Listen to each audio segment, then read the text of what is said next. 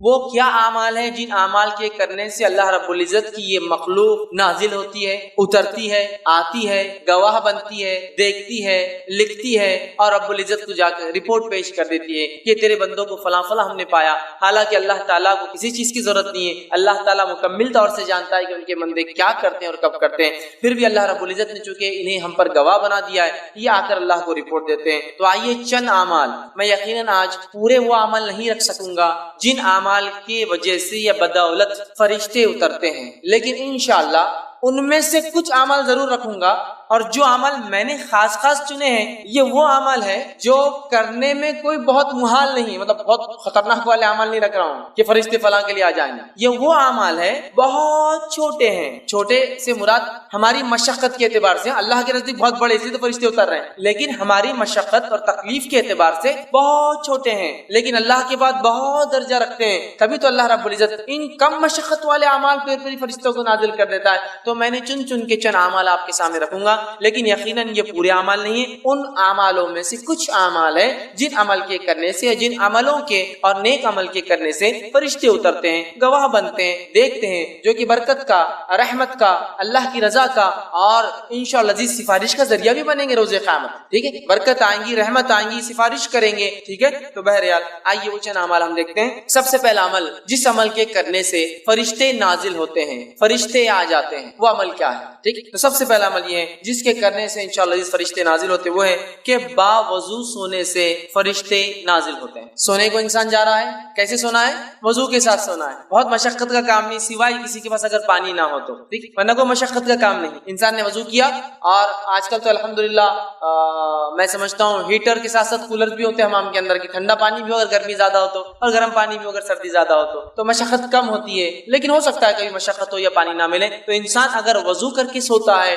اور اگر اس حدیث کے عمل کے مطابق اس سے تو فرشتے نازل ہوتے ہیں، تو پھر میں سمجھتا ہوں یہ بہت ہی جو ہے نیکی کا اور برکت کا باعث بنتے ہیں، کیونکہ فرشتے ہر کسی کے لیے نہیں آتے، بات یاد رکھ لیجیے، یہ بات بھی بہرحال یاد رکھ لیجیے، فرشتے ہر کسی کے لیے نہیں اترتے ہیں، جن سے رب راضی ہوتا ہے، آیت ہم دیکھ چکے، جن سے رب راضی ہوتا ہے انہی کے لیے اترتے ہیں، تو لہٰذا باوضو ہو کر جو شخص سوتا ہے فرشتے اس کے لیے اترتے ہیں اور نازل ہوتے ہیں۔ صحیح الجامع کی روایت ہے، نبی اکرم صلی اللہ علیہ وسلم نے فرمایا، عبداللہ بن عباس رضی اللہ عنہما اس کے راوی فرماتے اور کہتے ہیں اللہ کے رسول صلی اللہ علیہ وسلم نے فرمایا اور کہا، ان جسموں کو پاک کرو، ان جسموں کو پاک کرو، صاف کرو، دھو، اس کا معنی ہے پاک کرو، اللہ تعالیٰ تمہیں پاکیزگی عطا فرمائیں گا۔ اگر جسموں کو پاک کرو گے تو اللہ پاکیزگی اعمال کے اعتبار سے، سوچ اور وچار کے اعتبار سے بھی انشاءاللہ عطا فرمائیں گا۔ تو اسلام میں پاکیزگی بڑی اہم چیز ہے، اور جب میں پاکیزگی کی بات کر رہا ہوں تو اپنے گھر کے حد تک کی پاکیزگی کی بات نہیں ہو رہی، پاکیزگی اپنے جسم کی، پاکیزگی جہاں ہم رہتے ہیں اس کی، پاکیزگی ہمارے محلوں کی، پاکیزگی جو ہمارے شہروں کی، اور پاکیزگی ہمارے ملکوں کی۔ ظاہر ہونا چاہیے کہ ہاں یہ مسلمان ہے اور یہ ایک پاک باز قوم ہے، اس لیے کہ ان کا دین انہیں ہر چیز میں صاف ستھرائی کا حکم دیتا ہے، اور اسلام اتنا پاکیزہ دین ہے، میں آپ کو کیا بتاؤں کہ نبی اکرم صلی اللہ علیہ وسلم جب کھانے کے لیے جاتے تو آپ ہاتھ کو دھویا کرتے، ہاتھ کو دھویا کرتے، مطلب کھانے سے پہلے ہاتھ دھونا یہ اتنا اہم عمل ہے، یہ میں اس لیے آپ کو رکھ رہا ہوں کہ دنیا کے اندر یونیسیف کی طرف سے یا ورلڈ ہیلتھ آرگنائز WHO کی طرف سے ایک دن دنیا بھر میں منایا جاتا ہے ہینڈ واشنگ ڈے، تاکہ لوگ عادی ہو ہاتھ دھو، چونکہ اکثر لوگ بغیر ہاتھ دھو کے کھانا کھاتے ہیں، اور اکثر بیماریوں کی وجہ سائنسی اعتبار سے بغیر ہاتھ دھو کے کھانا کھانا، تو ایک دن ہے پورا سال میں منایا جاتا ہے، صرف ہاتھ دھونا سکھایا جاتا ہے۔ ہمارے دین نے تو سکھا دیا کہ ہمارے ربی تو 5 وقت وضو کے علاوہ، غسل کے علاوہ کھانے سے پہلے ہاتھ دھوتے، اور صفائی پاکیزگی کا تو یہ معاملہ ہے، تو ان جسموں کو پاک کرو، اللہ تمہیں پاکیزگی عطا کرے۔ جو بندہ بھی طہارت کی حالت میں سوئے، یقیناً ایک فرشتہ اس کے ساتھ رات بسر کرتا ہے۔ جو انسان وضو کے ساتھ، طہارت کے ساتھ سوئے تو اس کے لیے ایک فرشتہ رات بھر بسر کرتا ہے۔ جب بھی وہ شخص رات کی کسی وقت کروٹ لیتا ہے، ادھر سے ادھر یا ادھر سے ادھر ہوتا ہے، تو فرشتہ کہتا ہے اے اللہ اپنے بندے کو اس کو معاف فرما دے، یقیناً یہ وضو کر کے سویا تھا۔ سبحان اللہ، وضو کر کے سویا، رات میں کروٹ لے رہا ہے، آرام اس کو مل رہا ہے، ایک فرشتہ تعینات ہے، رات بھر دیکھ رہا ہے، جب بھی اس نے کروٹ بدلی وہ اللہ سے دعا کرتا ہے اللہ اس کی مغفرت کر دے، اس کو بخش دے، وجہ یہ وضو کر کے سویا تھا، تیرا پاکیزہ بندہ ہے۔ دیکھیے کتنی بڑی بات ہے، صرف وضو کر کے، اور یہ وضو کر کے سونا یاد رکھیے اس حالت میں بھی ہے کہ اگر آپ کو غسل نہ بھی ہو تو، اس لیے کہ وضو ایک مستقل عبادت ہے، غسل ہونا نہیں ہونا ایک دوسری چیز ہے، حالانکہ غسل اگر نہ ہو تو وضو سے آپ عبادت نہیں کر سکتے، لیکن وضو خود عبادت ہے۔ نبی اکرم صلی اللہ علیہ وسلم جنابت کی حالت میں ہوتے، جنوبی ہوتے، لیکن آپ جو اپنے بیویوں سے ملتے ہیں تو سونے سے پہلے آپ نے فرمایا اگر غسل نہ کر سکے تو وضو کر لیا کرو، اس لیے کہ جنوبی مطلب جو آدمی جنابت کی حالت میں ہوتا ہے بیوی سے ہم بستری کیا ہوتا ہے، فرشتے اس سے دور بھاگتے ہیں لیکن وضو کرنے سے نزدیک آ جاتے ہیں، تو وضو کر کے آپ سو، وضو مستقل عبادت ہے، تو وضو کا معمول رکھیے، وضو سے سویا کیجیے، غسل ہو نہ ہو، عورتیں ناپاکی کریں لیکن وضو کر کے سوئے، حدیث میں وضو کرنے والے کی فضیلت ہے، انسان جنابت کی حالت میں وضو کر کے سوئے، اس لیے کہ وضو کرنے والے کی کروٹ کروٹ پر فرشتہ کھڑا ہے، انتظار کر رہا ہے، کروٹ بھی وہ دعا کر رہا ہے، فائدہ تو ہمارا ہم نہیں لے رہے ہیں اور ایک فرشتہ ہمارے لیے مغفرت کی دعا کر رہا ہے، تو یہ مخلوق اللہ کی بڑی پاکیزہ مخلوق ہے، اگر یہ دعا کرتے ہیں تو یہ عمل کوئی معمولی اللہ کے نزدیک نہیں ہے، بڑا اہم عمل ہے، وضو کا عادت بنا لیجیے، دن ہو رات ہو وضو ٹوٹے کہ دوسرا وضو کر لینا، وضو ٹوٹے کہ دوسرا وضو، ایک عادت بنا لیجیے تاکہ انشاءاللہ جس موت بھی آیا تو وضو کی حالت میں انسان چلے جاتے ہیں، تو بڑی اہم چیز یاد رکھیے، تو وضو کا معاملہ رکھیے، اور ان لوگوں کے لیے اس میں بہت بدبختی کی علامت ہے جو طہارت سے دن میں بھی رہتے تو رات میں کیا وضو کر کے سوئیں گے، بدبختی ہے نا، ظاہر سی بات ہے، ایسے لوگوں کے لیے فرشتے تھوڑی آئیں گے، شیاطین ساتھ رہیں گے ان کے، تو ہے نا، تو بہرحال کتنی بڑی فضیلت وضو کی آتی ہے۔ دوسرا وہ کام جس کے کرنے سے فرشتے نازل ہوتے ہیں، فرشتے اترتے ہیں، دعائیں کرتے ہیں، اور ظاہر سے فرشتوں کا اترنا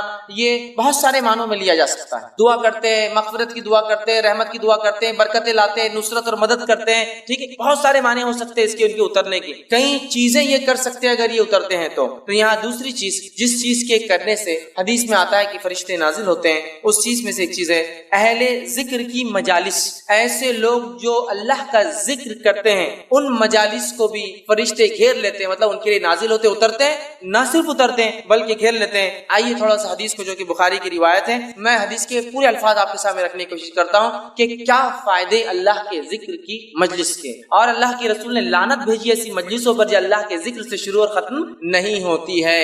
تو آئیے سنیے بخاری کی روایت، آپ سے فرماتے ہیں اللہ تعالیٰ کے کچھ فرشتے ایسے ہیں جو ذکر کرنے والی مجلسوں کو، مجلس مطلب کچھ لوگ بیٹھے اور اللہ کے ذکر سے ہر بار مراد نہیں کیا بیٹھ کے سبحان اللہ انشاءاللہ ماشاءاللہ کہتے رہے، بلکہ اس کا معنی یہ جہاں بھی اللہ کا ذکر ہوتا ہے بات، تو آپ فرماتے ہیں ذکر والوں کو تلاش کرتے ہوئے جو ہے راستوں میں گھومتے پھرتے رہتے ہیں، جب وہ کسی ایسی جماعت کو، ایسی مجلس کو پاتے ہیں جو اللہ کا ذکر میں مصروف ہوتی ہے تو وہ ایک دوسرے کو پکار کر کہتے ہیں آ جاؤ جو کام کے لیے آئے تھے یہاں ہو رہا ہے، وہ اللہ فرشتے اپنی پیٹرولنگ پہ نکلے ہوئے گھوم رہے ہیں، تلاش کر رہے ہیں لوگ، جیسے ان کو اپنے ٹارگٹ آڈینس مل گیا فوراً کہا چلو سب آ جاؤ ادھر ایک کام ہو رہا ہے جس کے لیے ہم گھوم رہے تھے، پکارتے اور کہتے ہیں کہ ادھر آؤ، یہاں تمہاری حاجت جو چیز کے لیے نکلے طلب کی چیزیں وہ یہاں ہے، وہ اہل مجلس کو آسمانی دنیا تک اپنے پروں سے ڈھانپ لیتے ہیں، اور اتنے جمع ہوتے ہیں چونکہ ان کو پر ہوتے ہیں، اور ایک پر ایک تہبت ہے پہلے آسمان تک چلی جاتی ان کی جو ہے تعداد، اتنا گھیرتے ہیں اس مجلس کو کہ یہاں جہاں ذکر ہو رہا ہے وہاں سے لے کر فرسٹ اسکائی تک، پہلے آسمان تک بولے مجلس کو اپنے پروں سے ڈھانک لیتے ہیں، جب وہاں سے فارغ ہو کر جو ہے اللہ کے پاس جاتے، مجلس ختم ہو گئی وہ اللہ کے پاس چلے گئے اپنا کام کر کے، چونکہ ان کا کام یہی ہوتا ہے صرف ذکر والوں کی مجلسوں کو نوٹ کرے اور چلے جائے، تو وہ جو ہے ان کا رب ان سے پوچھتا ہے، حالانکہ اس کو سب پتا ہوتا ہے، اللہ پھر بھی ان سے سوال کرتا ہے، حالانکہ اللہ کو حاجت نہیں، اسے پتا ہے کہ کیا ہوا تھا، سوال کرتا ہے اور جو ہے وہ پوچھتا ہے، اللہ تعالیٰ کہتا ہے میرے بندے کیا کہہ رہے تھے، کیا کر رہے تھے وہ، تو فرشتے جواب دیتے ہیں وہ تیری تسبیح، تکبیر، تحمید اور تمجید بیان کر رہے تھے، تیری بزرگی، پاکیزگی، بڑائی بیان کر رہے تھے وہ لوگ۔ پھر اللہ تعالیٰ ان سے پوچھتا ہے کیا انہوں نے مجھے دیکھا ہے، کیا وہ لوگ جو میرے بارے میں اتنا کچھ کر رہے تھے کیا مجھے دیکھا ہے؟ فرشتے کہتے ہیں اللہ کی قسم انہوں نے تجھے نہیں دیکھا، اللہ تیری قسم تجھے دیکھا نہیں انہوں نے، لیکن پھر بھی کرتے ہیں دیکھا ہے۔ اللہ تعالیٰ فرماتا ہے اگر وہ مجھے دیکھ لے تو ان کا کیا حال ہوگا، پھر جب بغیر دیکھے وہ یہ سب کر رہے تھے اپنی مجلسوں میں، تو اے فرشتوں اگر مجھے دیکھ لے تو کیا ہوگا؟ تو فرشتے جواب دیتے ہیں، فرماتے ہیں فرشتے عرض کرتے ہیں اگر وہ تجھے دیکھ لے تو تیری اس سے بھی زیادہ عبادت کرنے لگیں گے، اگر دیکھ لے، جب نہیں دیکھا تو اتنی کر رہے تھے، اے اللہ اگر دیکھ لے تو بہت کریں گے،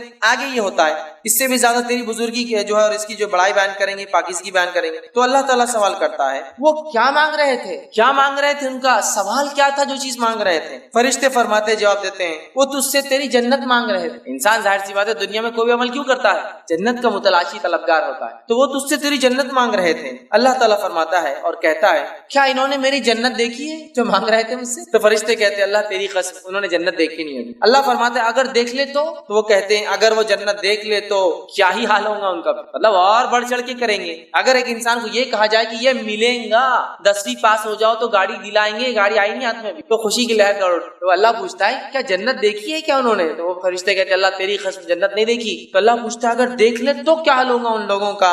तो वो जो है इसे अगर देख ले तो इसके लिए इनकी हिर्स तलब और शदीद हो जाएंगे। अल्लाह अगर तू दिखा दे तो बहुत शिद्दत से वो अमाल करेंगे जिस अमाल की वजह से तू जन्नत देता, बहुत शदीद तलब उनकी बढ़ जाएंगी और इसमें इनकी रगबत और ज्यादा हो जाएंगी। अल्लाह ताला पूछता है वो किस चीज से पनाह मांग रहे थे, चलो मांग तो जन्नत रहते लेकिन किस चीज से मेरी पनाह चाहते थे। तो फरिश्ते कहते हैं, अर्ज करते हैं वो जहन्नुम की आंख से तेरी पनाह मांग रहे थे अल्लाह। तो अल्लाह ताला सवाल करता क्या इन्होंने जहन्नुम को देखा है? तो फरिश्ते जवाब देते हैं, फरमाते हैं, अर्ज करते हैं तेरी कसम है अल्लाह इन्होंने जहन्नुम को अभी देखा नहीं है। अल्लाह ताला फरमाता अगर देख ले तो क्या हाल होगा? तो फरिश्ते कहते हैं अगर देख ले तो इससे कहीं ज्यादा और भागेंगे और दौड़ेंगे और अमल करेंगे। तो जन्नत भी देखेंगे तो भागेंगे, जहन्नुम भी देखेंगे तो नेकी की तरफ भागेंगे, गुनाहों को मतलब छोड़ देंगे, दौड़ेंगे। फरमाया अल्लाह ताला फिर फरमाता है बस मैं तुम्हें इस बात का गवाह विटनेस बनाता। अब तुमने ये सब कह दिया, रिपोर्ट दे दी, तो बस मैं अब तुम्हें इस बात का गवाह बनाता हूँ कि मैंने इन तमाम को जो इस मजलिस में बैठे हैं बख्श दिया, मगफिरत कर। तासम फरमाते हैं जो फरिश्तों को अल्लाह ये कहता है उस मजलिस में से, फरिश्तों की मजलिस में ग्रुप में से एक कहता है, एक फरिश्ता सवाल करता है अल्लाह आप सबको बख्श दे रहे, तू सबको माफ कर दे रहा है मजलिस में। हालांकि उस मजलिस में कुछ ऐसे बंदे थे जो ऐसा जा रहे थे, जाते जाते 2 मिनट आकर बैठ गए, मतलब थोड़ी देर आकर बैठ गए, उनकी नीयत भी नहीं थी, उनका कोई इंटेंट नीयत भी नहीं थी कि इस मजलिस में खास आए इसके लिए सफर करे, बस ऐसे गुजर रहे थे। किसी ने देखा मजलिस चल रही है, आए मजलिस में बैठे, कुछ बातें मजलिस में सुन ली, ठीक है। तो अल्लाह रब्बुल इज्जत जवाब देता है उस फरिश्ते को जो सवाल करता है, एक तो नीयत से नहीं आया था, बस यूं ही बैठकर चला गया और तूने तो सबको माफ कर दिया सारी मजलिस में। तो अल्लाह ताला जवाब देता है और फरमाता है ये अल्लाह को याद करने वाले हम नशीन हैं कि इनके साथ बैठने वाले भी महरूम नहीं रहते। अल्लाह की मजलिस, उसका जिक्र, उसकी बात इतनी अहम है कि अल्लाह रब्बुल इज्जत फरमाता है उनमें खाली चलते हुए बगैर नियत के बैठने वाला भी महरूम नहीं रहता है। इसलिए उलमा लिखते हैं अच्छे लोगों की सोहबत बड़ी अहम चीज है। यहाँ अच्छे और नेक लोग जमा थे जिसमें एक इंसान यूं ही चलते चलते आकर बैठ गया तो अपनी मगफिरत करवा कर निकल गया वहां से। नेक लोगों की सोहबत मामूली चीज नहीं है, हमें चाहिए कि हम नेक लोगों की सोहबत इख्तियार करें, इसलिए कि सोहबत बहुत असरअंदाज चीज होती है। बहरहाल तो अल्लाह के जिक्र करने वाली मजलिसों को फरिश्ते घेर लेते, नाज़िल होते। तीसरी चीज, कुरान पढ़ते वक्त जो है सकीनत लेकर फरिश्ते उतरते हैं। तीसरा काम जिसे करने से फरिश्ते उतरते हैं वो क्या है? कुरान का जो है, कुरान की तिलावत। सही मुस्लिम की रिवायत है, नबी अकरम सल्लल्लाहु अलैहि वसल्लम फरमाते हुए कहते हैं एक शख्स सूरह कहफ पढ़ रहा था और इसके यहाँ जो है 2 लंबी रस्सियों से उसने अपना घोड़ा बांध रखा था। सो इस पर एक बदली आने लगी। वो जब सूरह कहफ पढ़ने लगा तो एक बदली बादल आने लगी और वो घूमने लगी, मतलब वो बादल जो है घूमने लगी, वो बदली जो थी घूमने लगी और करीब आने लगी। जैसे जैसे वो पढ़ रहा था वैसे वैसे करीब आ रही थी। इसका घोड़ा इसको देखकर बिदकने लगा, डरने लगा कि क्या हो रहा है। फिर जब सुबह हुई तो वो नबी अकरम सल्लल्लाहु अलैहि वसल्लम के पास आया और जिक्र किया अल्लाह के रसूल ऐसा ऐसा हुआ। तो आपने फरमाया ये जो तस्कीन है जो कुरान की बरकत से उतर रही थी, और एक रिवायत में वो फरिश्ते थे जो सकीनत को लेकर तुझ पर उतर रहे। तो कुरान की तिलावत और बिल्कुल सूरह कहफ की तिलावत करने से सकीनत उतरती है और सकीनत को जो लाते हैं वो होते हैं फरिश्ते। तो अगर कोई इंसान तिलावत कुरान करता है तो सकीनत तारी होती है। अल्लाह हम पर रहम करे। हमारे घरों में तो कुरान कभी कभार खुलता है। अगर पूछा जाए, मैं आपसे बदगुमानी नहीं कर रहा हूँ लेकिन एक आम सवाल, आम बात कह रहा हूँ, किसी से पूछा है आखिरी बार कुरान कब पढ़े थे? तो दादा का इंतकाल हुआ था ना, तो तब निकला था। अब कब होगा? तो अब इंतजार कर रहे हैं, कोई और जाएगा तो पढ़ देंगे फिर उसके लिए। यही हालत। आखिरी बार का इंतकाल हुआ था नहीं, उसके अलावा हाँ वो जब घर बनाए थे ना, जब पढ़ लिए थे। उसके बाद हाँ जब नई दुकान बनी, मतलब याद भी होता, सदियों सालों सालों का रहता। 10 साल पहले दुकान खोली तो जब पढ़े थे, फिर दादी मरे या दादा मरे तब पढ़े थे, फिर नए घर बना तो तब पढ़े थे। गोया कुरान सिर्फ रस्म के तौर पर रह गया। या फिर खूब झगड़ा हो जाए, अपने तरफ अपने हक की बात हो तो फिर कुरान पढ़ लेते थे, वो कुरान में लिखा हुआ है। अपने खिलाफ हो तो फिर नहीं, वो सब ठीक नहीं, जो चल रहा है उसको मानना पड़ेगा। तो कुरान से आज दूरी है। सिर्फ कुरान पढ़ने वाले के लिए अगर सकीनत और फरिश्ते उतरते हैं तो पढ़कर अमल करके इसको दूसरों तक पहुंचाने वालों के लिए क्या क्या नहीं होता हूँ। अगर स्टार्टिंग में ये हाल है तो जब शुरुआत इस दर्जे की है तो खात्मा किस अंदाज का होगा, ये अंदाजा लगा लीजिए। इसी तरह फरिश्ते जिन लोगों के लिए उतरते हैं उनमें से एक है मस्जिद में कुरान पढ़ने और पढ़ाने वालों पर फरिश्ते नाजिल होते हैं। एक तो कुरान पढ़ना आम, मस्जिद में पढ़ना मतलब मस्जिद ऐसी जगह है जहाँ अल्लाह का जिक्र करना चाहिए और कुरान اس میں سب سے افضل ہے، یاد رکھ، بہت افضل ذکر۔ تو لہٰذا مسجد میں اگر قرآن پڑھے اور پڑھائے، پڑھنے اور پڑھانے والوں کے لیے فرشتے نازل ہوتے ہیں۔ ابو ہریرہ رضی اللہ عنہ حدیث کے راوی فرماتے اور کہتے ہیں، یہ صحیح مسلم کی روایت ہے، جو شخص، میرا حدیث لمبی ہے اس کا خالی وہ ٹکڑا رکھتا ہوں، جب لوگ اللہ تعالیٰ کی کتاب پڑھنے اور پڑھانے کے لیے اللہ تعالیٰ کے گھروں میں سے کسی گھر میں جمع ہوتے ہیں تو ان پر اللہ تعالیٰ کی رحمت اترتی ہے جو انہیں ڈھانپ لیتی ہے، فرشتے انہیں گھیر لیتے ہیں اور اللہ تعالیٰ فرشتوں میں ان کا ذکر کرتا ہے۔ تو جب مسجد میں قرآن پڑھا جاتا ہے تو نتیجہ یہ نکلتا ہے کہ اس کے نتیجے میں فرشتے نازل ہوتے ہیں، کہ تو قرآن پڑھا جا رہا ہے، اور جو ہے اس کو گھیر لیتے ہیں، اور اللہ تعالیٰ فرشتوں میں ان لوگوں کا ذکر کرتا ہے جو مسجد میں قرآن پڑھتے یا دوسروں کو پڑھاتے ہیں۔ ٹھیک ہے، تو ہمیں ایک معمول بنانا چاہیے کہ اللہ کے گھروں میں اللہ کی کتاب پڑھی جائے، اور بالخصوص چونکہ ہم لوگ عربی زبان نہیں جانتے، اس کا ضرور اہتمام ہو کہ ہمارے مسجدوں یا گھروں میں جب قرآن پڑھا جائے تو ترجمہ بھی ساتھ پڑھا جائے، اور ہو سکے تو ایک قدم اور آگے بڑھ کے تفسیر بھی ضرور پڑھی جائے۔ اس میں کھلے طور سے کہتا ہوں جو بہتر لگتا ہے پڑھیے آپ کے نزدیک، میں کوئی نام بھی نہیں لیتا ہوں، بس اللہ کی کتاب کو کھولیے، چونکہ اللہ کی کتاب کی خصوصیت ہے۔ علامہ ابن تیمیہ رحمہ اللہ فرماتے ہیں کہ جب کوئی شخص قرآن کی غلط تفسیر کرتا ہے تو اگلی آیتیں فوراً اس کو رد کر دیتی ہے، تو اس لیے ہمارا ایمان اور عقیدہ ہے کوئی اس کی غلط نہیں کر سکتا جب بھی پکڑا جاتا ہے، اور کہیں نہ کہیں لوگ نکل کر پھر صحیح چیز کی طرف آتے ہیں۔ میں کہتا ہوں پڑھیے تو صحیح، عادت تو ڈالیے نا، تم کون سی جماعت کے بلبل کون سا پڑھنا، ارے جو تم کو پسند ہے بھیا، میں بولتا بھی نہیں ہوں، شروعات تو کرو، پڑھو تو صحیح۔ نماز پڑھو تو کوئی یہ نہیں بول سکتا نماز پڑھو کا معنی ایکسرسائز کرو، نماز ہی بولیں گے نا، شروع تو ہو، لگو تو صحیح، اس کتاب سے تعلق تو جوڑو، حق کی طرف پہنچ جاؤں گے۔ لیکن حالت یہ ہے کہ کتاب کھلتی ہی صدیوں میں ہے، کسی گھر میں جا کے کہہ دیا ذرا قرآن لاؤ، بولتا رہے قرآن لاؤ، بولے تو سیڑھی لاؤ، آپ بولتے قرآن لاؤ، بول رہے میں تم سیڑھی، وہ اوپر رکھا ہوا رہتا ہے نا، وہ وہاں تو سیڑھی لگتی ہے اس کے لیے، وہ تو لیڈر کے بغیر اوپر چڑھ بھی نہیں سکتے ہم۔ ٹھیک ہے سیڑھی لا کے اس کو پورا وہ آپ کے ایئر کلینر سے پورا صاف کرنا پڑتا چونکہ صدیوں کی دھول ہے، پھر وہ نکل کے آتا اور پھر پڑھا جاتا، پھر تعریف بھی ہوتی ہے ہمارے سگڑ دادا نے لائے تھے طبقہ ہے، ارے میرے بھائی سبحان اللہ اتنے دن کا بچا کیوں وہ قرآن استعمال ہو کے، چونکہ دنیا کے اوراق میں پڑ جاتے ہیں، استعمال کر کے ختم کر دینا تھا، نہ لانا چاہیے تھا، رکھا کیوں کہ اللہ کی کتاب گائیڈ بک جو کتاب رہنمائی دیتی ہے دنیا میں، اس کو اتنا صاف ستھرا کیوں رکھا، پڑھو پڑھ کے اس کو جو استعمال کرو، اس کے اوراق ڈھیلے ہوں گے، پھٹ جائیں گے، نئے لانا پڑیں گے۔ اور یہ مطلوب بھی یاد رکھیں، قرآن کو پھاڑنا نہیں، پڑھنے سے اس کتاب کی حالت ہو جاتی ہے نا۔ دیکھیے جو قرآن بچے طالب علم حافظ بنتے ہیں ان کے قرآن کی حالت دیکھیے کیسے جاتے ہیں، پڑھنے سے اب پیچھے کا ورق پڑ جاتا، سامنے کے 4 صفحے پڑھ گئے، بیچ کے ورق، کیوں؟ اس لیے کہ وہ استعمال کر رہا ہے نا، اس کتاب کو یوز کر رہا ہے نا، تو دنیاوی کاغذ ہے تو خراب ہو جاتا ہے۔ تو ہماری تو یہ حالت ہے، پڑھنے پڑھانے کا نظم ضرور بانی۔ اسی طرح وہ عمل جس کے کرنے سے فرشتے نازل ہوتے ہیں اس میں سے ایک عمل ہے سوتے وقت آیت الکرسی کا پڑھنا، اس سے فرشتے نازل ہوتے ہیں، اور اتنا سادہ، اتنا آسان، اتنا چھوٹا عمل ہے آیت الکرسی، 10 جملے اس میں، صرف آیت تو ایک ہی ہے لیکن جملے 10 ہے اس کے، 10 جملے ایک آیت، وہ بھی نہیں ہوتا سوتے وقت، ہے نا۔ اور ویسے بھی بہت سارے لوگوں کو ذکر کا موقع کہاں ملتا، ٹی وی دیکھتے دیکھتے آنکھ بند ہوتی، ٹی وی چالو ہے، آوازیں چالو ہے، جب تک آواز آئی نہیں تو نیند بھی نہیں آتی، سائیکولوجیکل ڈسٹرب ہو گئے اس کو دیکھ کر، اطمینان کھو بیٹھے ہیں، شور کے اندر نیند آتی، تو پھر وہ دیکھتے ہیں سوری کہاں اللہ کا ذکر، اور کیا ہے آیت الکرسی پڑھا کیجئے۔ صحیح بخاری کی روایت ہے، ابو ہریرہ رضی اللہ عنہ فرماتے ہیں، حدیث بہت لمبی ہے، اتنا وقت نہیں کیونکہ بہت طویل حدیث ہے، آپ سب جانتے بھی اس روایت کو۔ ابو ہریرہ رضی اللہ عنہ فرماتے ہیں میں جو ہے زکوٰۃ کے کھجوروں پر مجھے تعینات کیا گیا تھا، رات میں ایک شخص آیا اور زکوٰۃ کی کھجوریں جس جگہ بھر کر رکھی گئی تھی اس کنٹینر کو پھاڑ کر چرانے لگا، میں نے جا کر پکڑا اور کہا کہ اب صبح اللہ کے رسول صلی اللہ علیہ وسلم کے پاس لے جاؤں گا، کھجور چرا رہے تھے، زکوٰۃ کا مال چرا رہے تھے، تو کہا نہیں میرے بیوی بچے بہت بھوکے، میں کل نہیں آؤں گا، تم چھوڑ دو، میں کہا ٹھیک ہے اب کل نہیں آنا، چھوڑ دیتے، چونکہ رحم کھا کر یار بیچارہ بھوکے بچے بھی، چلو ٹھیک۔ صبح اٹھتے ہیں فجر میں کہتے اللہ کے رسول کر رہا تھا، ایک آدمی آیا تھا کھجور چرا رہا تھا، پھر آپ نے کہا کیا ہوا، تو کہا وہ بولا بیوی بچے بھوکے تو میں نے لے جانے دیا، تو کہا ابو ہریرہ آج پھر آئیں گا، کہ اللہ کے رسول نے تو کہا لیکن کہ نہیں آئیں گا، نے کہا آج آئیں گا۔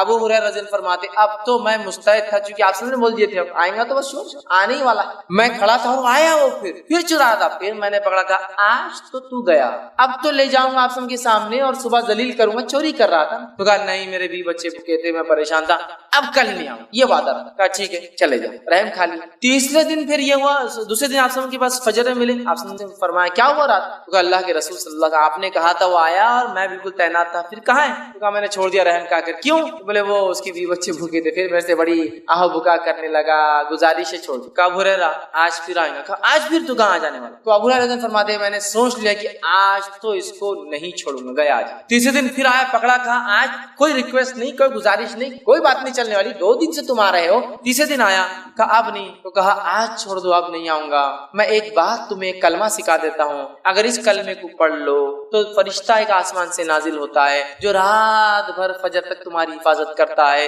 اور شیاطین تم سے دور بھاگ جاتے ہیں. کہا کیا ہے؟ تو کہا سوتے وقت جو ہے آیت الکرسی پڑھ لینا. صبح ہوئی, فجر کی نماز پڑھی, نبی اکرم صلی اللہ علیہ وسلم ملاقات ہوئی. کہا ہریرہ تمہارے قیدی کا کیا ہوا, آیا تھا؟ تو کہا آج بھی آیا تھا. کہا کہاں ہے؟ تو کہا میں نے آج بھی چھوڑ دیا اس کو. تو کہا کیوں؟ تو کہا اس نے ایک کلمہ مجھے سکھا دیا جس کلمے کے بارے میں اس نے یہ کہا کہ اس کو پڑھنے سے رات بھر ایک فرشتہ اترتا ہے, نازل ہو کے حفاظت کرتا ہے. میں نے چھوڑ دیا. تو کہا ابو ہریرہ یہ بات اس نے سچ کہی ہے, اور تم جانتے وہ کون تھا؟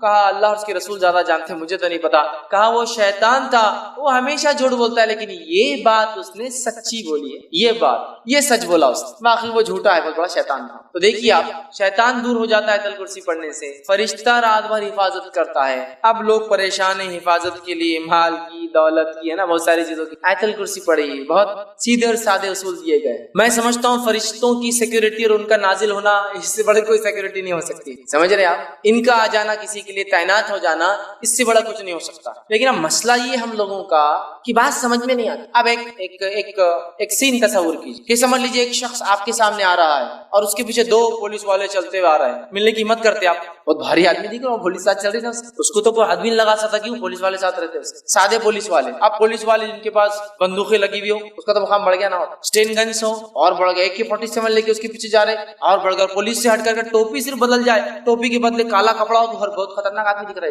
اتنی بڑی سیکورٹی, ٹوپی نہیں سر پہ, وہ سر پہ کفن باندھا ہوا آدمی اس کے ساتھ گھوم رہا. کمانڈوز جو ہوتے ہیں وہ کفن باندھے ہوئے نا, ان کا یہ مقصد ہے کہ اب جان بھی جائے تو کوئی مسئلہ نہیں. ٹوپی نہیں تو مطلب بہت بڑا آدمی دکھ رہا ہے, سمجھے نا, اندازہ ہوتا ہے. اب اندازہ لگائیے, فرشتہ کھڑا ہے آپ کے لیے رات بھر. اللہ تعالیٰ کی ایک مخلوق جس کی طاقت, حیت, کیفیت, توانائی ایسی ہے کہ یہ روایت میں آتا ہے کہ ایک فرشتہ جو خبر میں قرآن جو نہیں پڑھتا تھا اس کو جو سزا دینے پر متعین رہے گا, وہ 1 گز لوہے کا اٹھائیں گا سلاخ اور اٹھا کے دب مارے گا ایک آدمی پہ جس نے قرآن نہیں پڑھا تھا دنیا میں خبر میں. اتنے زور سے وہ آدمی چلائیں گا اور اس کا سر ریزہ ریزہ بن کے ہوا میں اڑ جائے گا کہ تمام مخلوق زمین و آسمان کی سوا جن اور انس کو چھوڑ کر اس کی چیخ کو سنیں گی. تو آپ نے کہا کہ وہ فرشتے کے بارے میں معلوم ہے تم کو, وہ گز جو مارتا ہے وہ گز کا ویٹ کیا ہے؟ ہوا نے کہا نہیں ہم کو نہیں پتا کیسے مارتا ہوں گا ویٹ. تو کہا وہ 1 گز اگر اٹھا کر دنیا کے سب سے بڑے پہاڑ پر ماری جائے تو پہاڑ کو پاؤڈر میں تبدیل کر دے گا, ذرات میں. اتنا ویٹڈ اور اتنا خطرناک وہ پنچ ہوتا ہے, ٹھیک ہے, وہ پڑے گا گز. اور اس گز کو پہلے سے لے کر آخری انسان اور پہلے سے لے کر آخری جن سب بھی مل جائے تو اس کو ہلا بھی نہیں سکتے جگہ سے. اتنا ہیوی گز صرف ایک فرشتہ اٹھاتا ہے. طاقت بتا رہا ہوں میں کتنی ہوتی. فرشتے سارے انسان اور جن بھی مل جائے تو وہ گز کو موو نہیں کر سکتے جگہ سے, جو وہ اٹھا کر ماریں گا اس کو قیامت تک. قرآن نہیں پڑھنے والے کا میں نے اس لیے کہا نا, دنیا میں بیڑا غرق, خبر میں بیڑا غرق, آخرت میں بیڑا غرق. اور بہت سے لوگ قرآن سے بڑی عجیب دشمنی پال رکھی ہو, ایسی عجیب دشمنی کہ قرآن پڑھنے کے بولے کاٹے کھڑے جاتے ان کے آنکھ, اور شیطان کے بدلے اعوذ باللہ من الشیطان پڑھے تو یہ بھاگ جاتا نکل کے. بھاگنا تو شیطان چاہیے نا, اعوذ باللہ, یہ بھاگ جاتا نکل کے. رکو قرآن پڑھے تو گمراہ ہو جاتے باہر. ارے بھائی قرآن کی نہ, قرآن پڑھنے تو گمراہ ہو جاتے. دیکھو کتنے لوگ گمراہ ہو قرآن پڑھ کے, انہوں کیسی باتیں کر رہے, انہوں کیسی کر رہے. اب انہیں کچھ پڑھے نہیں, اللہ کچھ پوچھنے والا نہیں اپنے سے. اللہ تو یہ ہم پڑھتے نہیں, اللہ پوچھے گا بھی نہیں ہم سے, اللہ رحم کرے. یہاں دیکھیے آیت الکرسی پڑھ رہا ایک فرشتہ, حفاظت, سیکورٹی کے لیے, اس سے بڑی کیا بات ہو سکتی ہے؟ آئیے وہ عمل جس کے کرنے سے فرشتے نازل میں, ایک عمل یہ ہے, ایک عمل یہ ہے کہ ایک بابرکت رات ہوتی ہے, اس رات میں فرشتے نازل ہوتے ہیں, اور وہ رات کو کہا جاتا ہے شب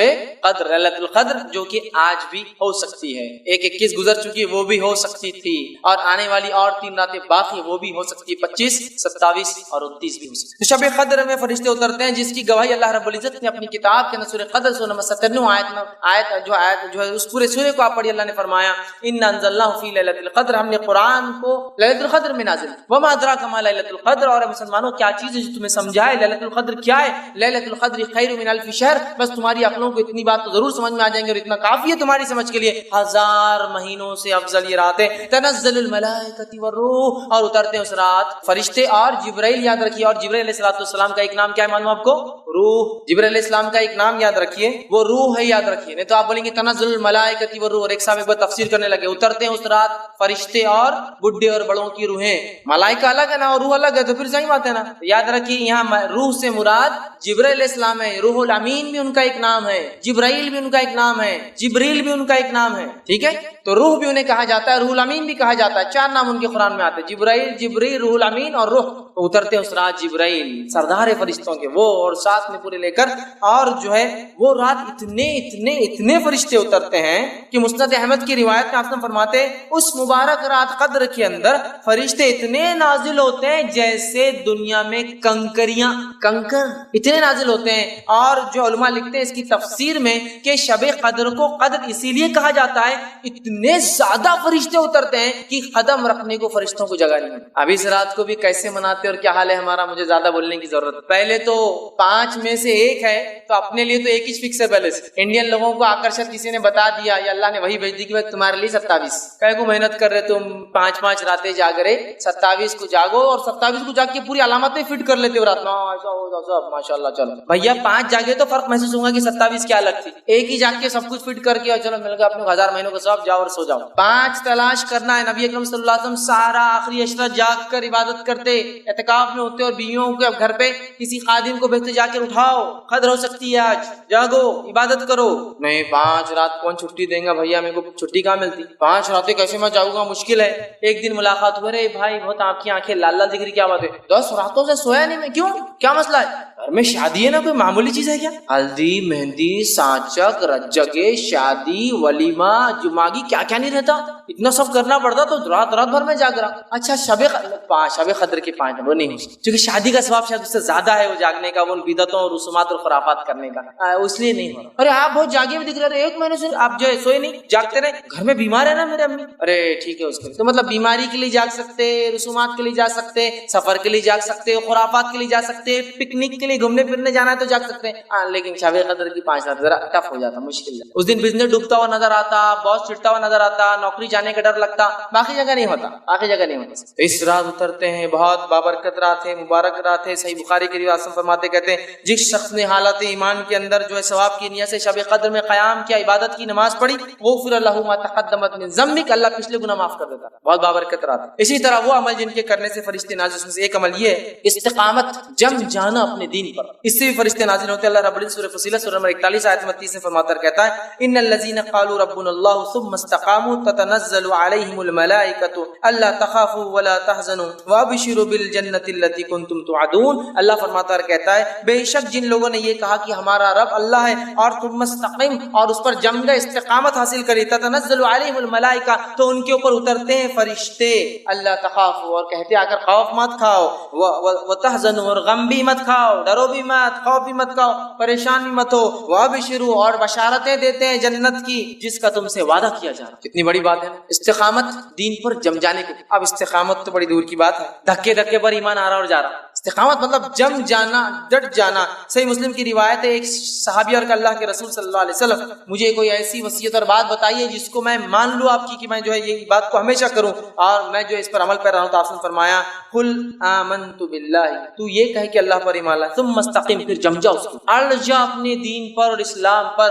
کہ دنیا گئی تو گئی، نوکری گئی تو گئی، معاملات دنیا جو سمجھے لوگ میرے بارے میں جو کہتے اگر میرے دین نے کہا ہے ثم استقم، جم گیا میں اس کے اوپر، اب مجھے کوئی ہلا نہیں سکتا۔ یہ بڑی اہم چیز۔ ارے بھیا اتنی بڑی داڑھی رکھ لیا تو نے، داڑھی سے کسٹمر تھوڑی آئیں گے، سٹاسٹ صاف کسٹمر بولے تو بہت بڑا اس کا مقام رہتا نا۔ استقامت، جم جائیے، اس دن کو آپ سمجھتے ہیں، توکل کر لیجیے پھر اللہ پر، سب کچھ یہ کرنے والا ہے، کوشش نہیں چھوڑنا ہے۔ لیکن میں یہ نہیں کر رہا ہوں کہ آپ کچھ نہیں گھر میں پڑے رہیے، کوشش کرتے رہیے۔ تو بہرحال استقامت جو اختیار کرتا ہے، فرشتے نازل ہو کے خوشخبریاں دیتے ہیں، غم مت کھاؤ، ڈرو مت، کچھ نہیں ہوتا، تسلی دیتے ہیں۔ جس کے ساتھ کیفیت حالات واقعات ہے وہ جانتا کیسی تسلی فرشتے، سکینت طاری ہو جاتی جب دنیا پریشان ہے، وہ چونکہ اس کو فرشتے بشارت دے رہے ہیں، سکون طاری کر رہے ہیں۔ اسی طرح وہ عمل جس سے کرنے سے فرشتے نازل، وہ ہے تہجد گزار، جو رات میں اٹھ کر نماز پڑھتا ہے تہجد کی، اس کے لیے فرشتے اترتے ہیں۔ اور صحیح مسلم کی روایت ہے نبی کریم صلی اللہ علیہ وسلم کا جسے خوف ہو کہ آخری شب میں وہ نہ اٹھ سکے تو وہ اول شب میں پڑھ لے، مطلب رات کی نماز جو اول شب میں پڑھ لے،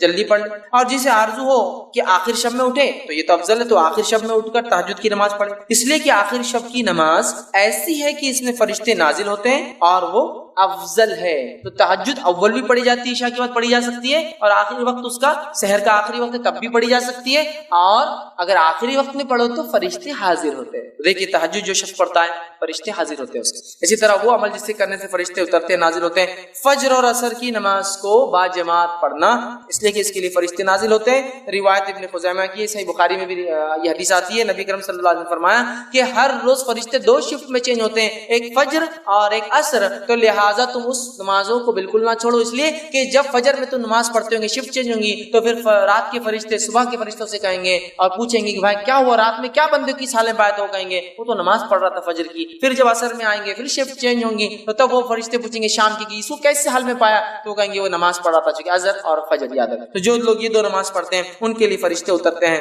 اور جو ہے ابن خزیمہ کی روایت میں الفاظ اضافی یہ ہے کہ فرشتے کہتے ہیں اے الہی انہیں قیامت کے دن معاف فرما. جو لوگ فجر اور عصر کی پڑھتے ہیں فرشتے ان کے لیے کیا کہتے ہیں؟ اللہ ان کو معاف کر دے. اسی طرح وہ عمل جس سے کرنے سے فرشتے نازل ہوتے ہیں اس میں عمل ہے جمعہ میں اول وقت میں مسجد میں پہنچنا. اس عمل سے فرشتے نازل ہوتے ہیں. جمعہ کے دن اول وقت سب سے پہلے مسجد میں آنا. صحیح بخاری کی روایت ہے، نبی اکرم صلی اللہ علیہ وسلم فرماتے ہیں کہ جمعہ کے دن جو ہے فرشتے مسجد کے دروازوں پر کھڑے ہو جاتے ہیں، مطلب اتر جاتے ہیں اور کھڑے ہو جاتے ہیں، اور ہر داخلہ کرنے والے کا نام رجسٹر کرتے لکھتے رہتے ہیں، یہ آیا یہ آیا. اور جو سب سے پہلی صف میں آتا ہے اس کو اونٹ قربان کرنے کا ثواب، صدقہ کرنے کا. جو دوسری صف میں آتا ہے اس کو جو ہے بیل قربان کرنے کا ثواب. جو تیسری صف میں آتا ہے اس کو بھیڑ بکری قربان کرنے کا ثواب. جو چوتھی صف میں بیٹھتا ہے اس کو مرغی صدقہ کرنے کا ثواب. جو 5ویں صف میں آتا ہے اس کو انڈا صدقہ کرنے کا ثواب. پھر جب خطیب خطبہ دینا شروع کر دیتا ہے تو فرشتے لکھنا چھوڑ کر خطیب کا خطبہ سننے کے لیے آ جاتے ہیں. تو گویا جمعہ کے دن فرشتے نازل ہوتے ہیں. جمعہ کی نماز کو اول صفوں میں آنے والوں کے لیے کھڑے ہوتے ہیں. خطیب کی خطبہ شروع ہونے تک لکھتے رہتے ہیں. خطبہ شروع ہونے کے بعد لکھنا بند کر کے آکے وہ کر لیتے ہیں. تو اپنے نام کو ہر جمعہ ضرور رجسٹرڈ کروائے، ہے نا، بولتے ہیں نا اپنا نام ضرور لکھوائے یا آفس میں ضرور اندراج کروائے، برتھ سرٹیفکیٹ ڈیتھ سرٹیفکیٹ ضرور بنائے. تو میں کہوں ہر جمعہ ضرور جلدی آ کے نام اندراج کروائے. اس لیے حدیث میں نا 3 جمعہ کوئی نہ آئے تو اللہ اس کے دل پہ مہر لگا دیتا ہے کہ 3 جمعہ تک رجسٹریشن ہی نہیں ہونا اس کا مسجد کے اندر. رشتے لکھتے ہیں، نوٹ کر رہے ہیں. جمعہ میں آنا ہے اور خطبہ شروع ہونے سے پہلے. ہمارے پاس بہت سارے لوگ مسجد کے سامنے بھی آ گئے تو پیچھے بڑھے آتے، بولتے ابھی خطبہ ختم ہوگا نا جب پڑھیں گے تب بھاگتے آگے پیچھے کھڑے جانے کا. اپنے بہت لمبا خطبہ دیتے یار، بہت وہ ہوتا، میرے کو جمتا نہیں، میرے کو فلاں ہوتا. خطبہ خطیب نے شروع کیا منبر پہ، فرشتوں نے نام لکھنا بند کر دیا. اسی طرح وہ عمل جس سے کرنے سے فرشتے اترتے وہ یہ جنگل میں بیابان میں جب اکیلے ہو کوئی نہ ہو تو کیا کرے؟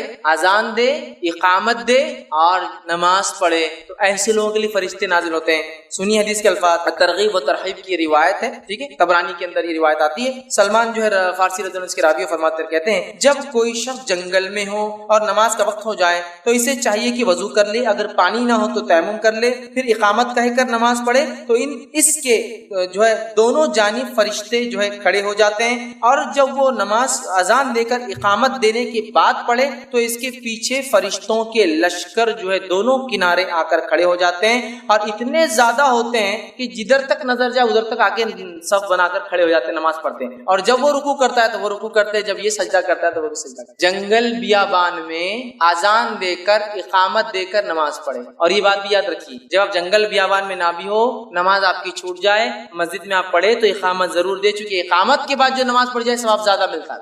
اذان تو ہو گئی لیکن آپ لیٹ ہو گئے، تو جب آپ خود کی بھی نماز اگر اکیلے بھی پڑھے تو اقامت دیں گے. حدیث میں کیا ہے؟ اکیلا ہے، اذان بھی دے، اقامت بھی دے. اور اگر اقامت دے کر نماز پڑھتا ہے تو فرشتے 2 کھڑے ہوتے پیچھے.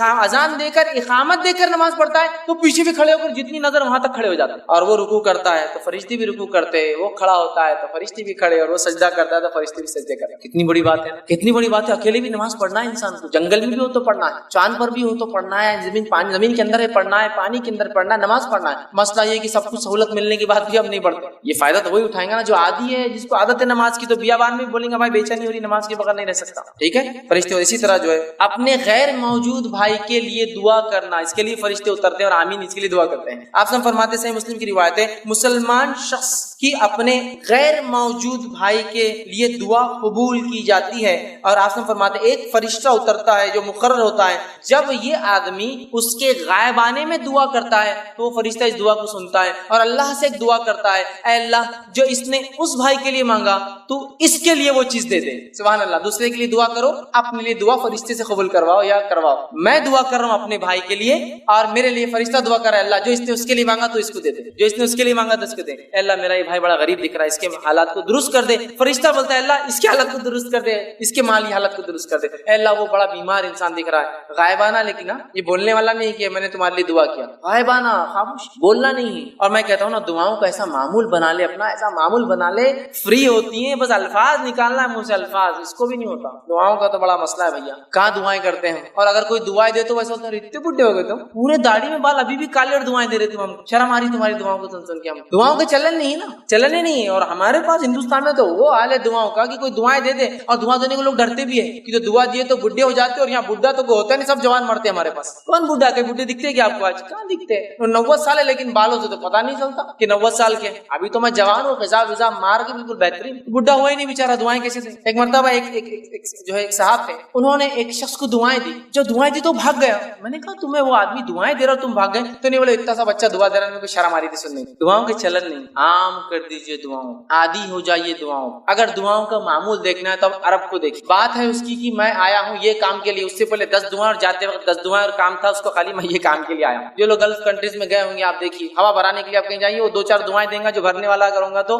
جاتے وقت 2-4 دعائیں اور کام کیا تھا ہوا بھرو بولنا. عادی ہے وہ دعا میں, عادی بن جائیے تبھی تو نکلیں گی نا غائبانہ اپنے بھائی کے لیے دعا. جب سامنے نکلیں گی تو پیچھے بھی نکلیں گی. عادت بنائیے دعائیں دینے, خوب دعائیں دیجیے. عربی ضرور نہیں, آپ اردو بولو نا, اللہ اچھا رکھو, اللہ سے, یہ تو بول سکتے ہیں نا, چلو عربی نہیں آتی یہ تو بول سکتے ہیں نا, کیا مسئلہ, اتنے الفاظ نہیں, وہ بھی گھستی زبان ہماری بولنے کی. غائبانہ دعا کی فضیلت تو آپ دیکھیے, آپ اس کے لیے اور فرشتہ, کتنی بڑی بات. دعاؤں کا معمول ہر جگہ, دعاؤں کا معمول بنا, عادی بنا لیجیے. دعائیں نکالیے, ایمبولینس جا رہی ہے سامنے سے, کوئی نہ کوئی ہے خطرے میں ہے, اے اللہ اس کو شفا اور صحت دے, ورنہ چل گیا تو کیا کریں گے. ایمرجنسی میں دکھ رہا نا, ایمبولینس میں جا رہا, نکلنا چاہیے دعا دینے سے. غائبانہ دعا ہوں گی اس کے لیے, آپ نہیں پتا کون ہے بیچارہ, تو دعاؤں کے عادی ہوں گے تو جب ایمبولینس دعا نکلی. دعائیں کا مسئلہ ہے نا بڑا, دعائیں دیجیے, کثرت سے دیجیے, غائبانہ دیجیے, فائدہ اٹھائیے. فرشتہ اترتا ہے, سنتا ہے, آمین کہتا ہے اور اللہ سے کہتا ہے اللہ اس کو وہ دے جو اس نے اپنے بھائی کے لیے مانگا.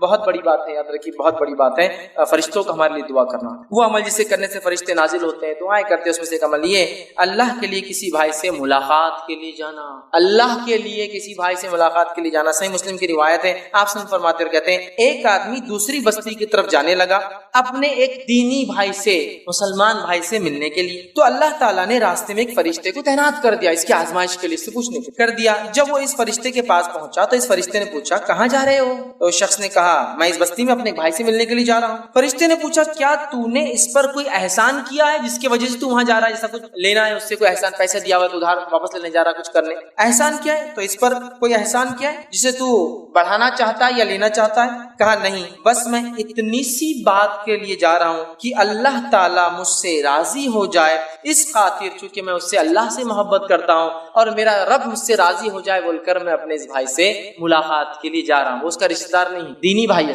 ملاقات کے لیے جا رہا ہوں جس طرح تو نے رضا کی خاطر. فرشتے نے جواب دیا جس طرح تو نے رضا کی خاطر اپنے بھائی سے تو محبت کی خاطر جاتا ہے. تو وہ فرشتہ دعا دیتا ہے اور کہتا ہے کہ محبت کی ہے اس لیے تو جا رہا ہے اپنے بھائی سے, اللہ تعالیٰ بھی تجھ سے محبت فرماتا ہے, تجھ سے محبت کرتا ہے. فرشتہ نازل ہوا اس شخص کے لیے جو اپنے بھائی سے صرف اللہ کے لیے ملے, ہے نا. تو یہ بھی معمول بنائیے, اپنے دوست, رشتہ دار تو اور زیادہ حقدار ہے, لیکن ایسے لوگ جو دینی اعتبار سے ہے ملاقات کیجیے ان سے جا کر, یہ بڑا افضل عمل ہے. اللہ کے فرشتے نازل ہوتے ہیں ایسے لوگوں کے لیے, دعائیں کرتے اور اللہ محبت کرنا شروع کر دیتا ہے. ٹھیک ہے, اسی طرح جو ہے وہ شخص جس کے لیے فرشتے نازل ہوتے ہیں ان میں سے ایک ہے لوگ اس سے رشتہ توڑے اور وہ ان سے رشتہ جوڑے رکھے. لوگ اس سے رشتہ توڑے اور وہ ان سے رشتہ جوڑے رکھیں, ایسے لوگوں کے لیے بھی فرشتے نازل ہوتے ہیں. صحیح مسلم کی روایت ہے, ابو ہریرہ رضی اللہ عنہ فرماتے کہتے ہیں کہ اللہ کے رسول صلی اللہ علیہ وسلم نے کہا کہ آپ کے پاس ایک شخص آیا اور اس نے کہا اللہ کے رسول میرے کچھ رشتہ دار ہیں کہ میں ان سے تعلق جوڑتا ہوں اور مجھ سے تعلق توڑتے ہیں, میں ان سے حسن سلوک کرتا ہوں وہ میرے ساتھ برا سلوک کرتے ہیں, میں ان کے ساتھ تحمل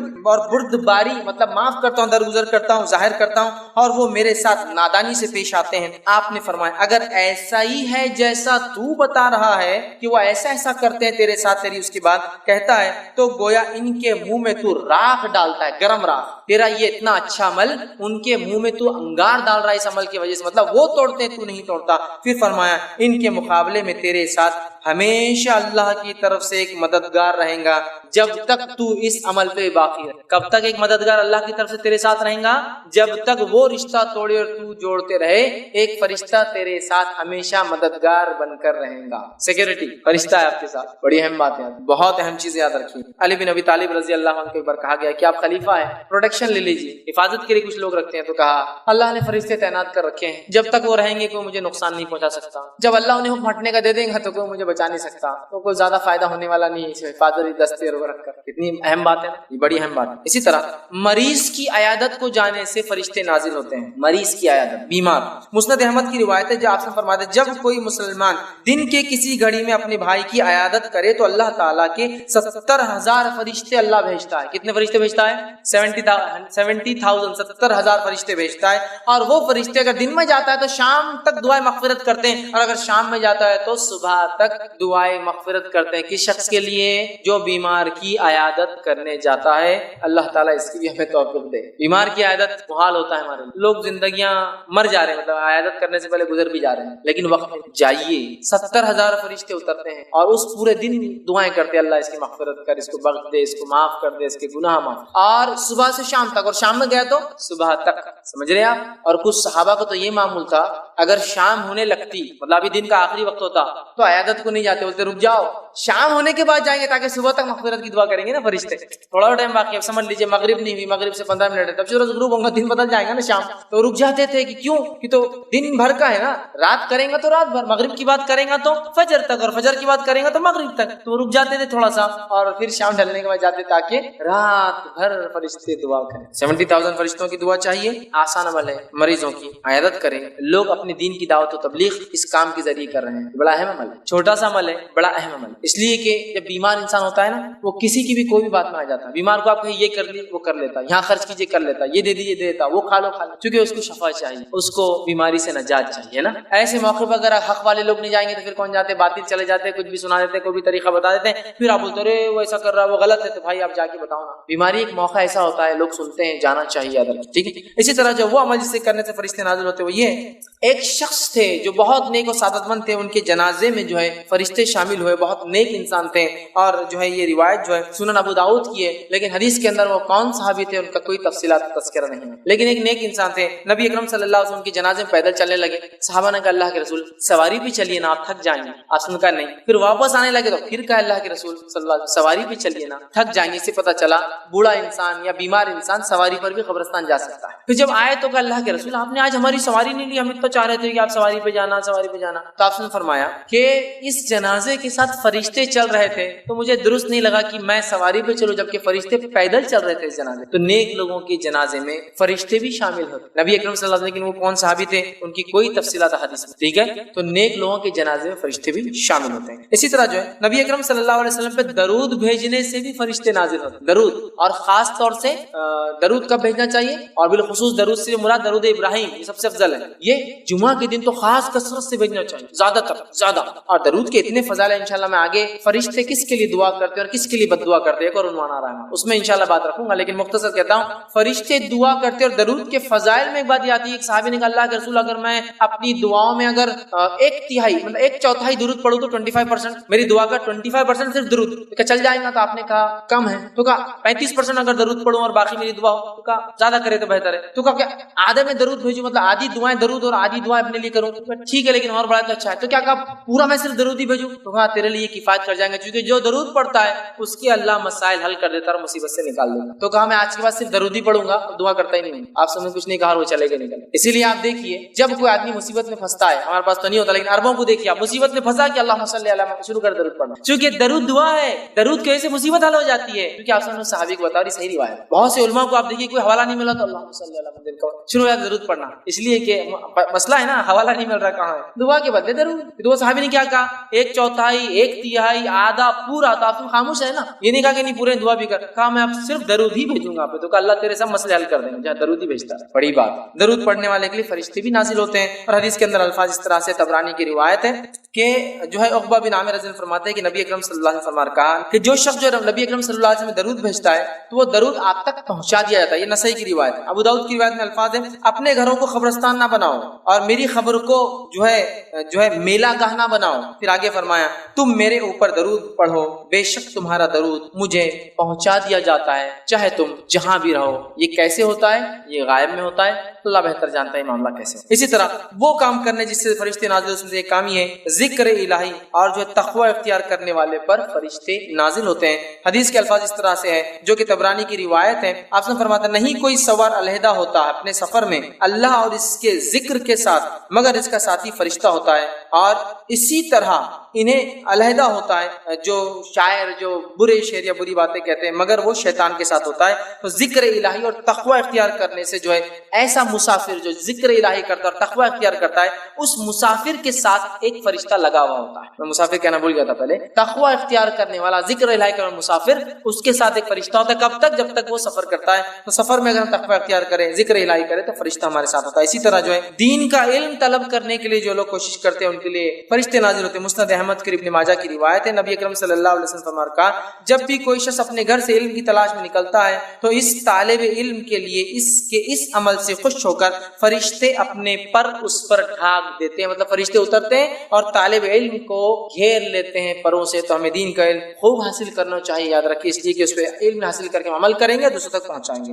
اسی طرح جو ہے قیامت سے قریب مدینہ کی حفاظت کے لیے جو ہے اور مکہ کی حفاظت کے لیے فرشتے نازل ہوں گے. اور حدیث کے الفاظ اس طرح سے بہت لمبی طویل حدیث ہے. اس میں آپ نے فرمایا قیامت سے قریب دجال مدینے میں داخل نہیں ہوا. کیوں؟ اس لیے کہ جب دجال مدینے کا حسد کریں گا تو اللہ تعالیٰ فرشتوں کو نازل کریں گا جو ننگی تلواریں لے کر آئیں گے. تو دجال مدینے اور مکہ میں داخل نہیں ہوں گا. اور مدینے کے تعلق سے آپ نے ہاتھ مار کر کہا یہ طیبہ ہے، یہ وہ پاکیزہ جگہ ہے جہاں دجال داخل نہیں ہوں گا.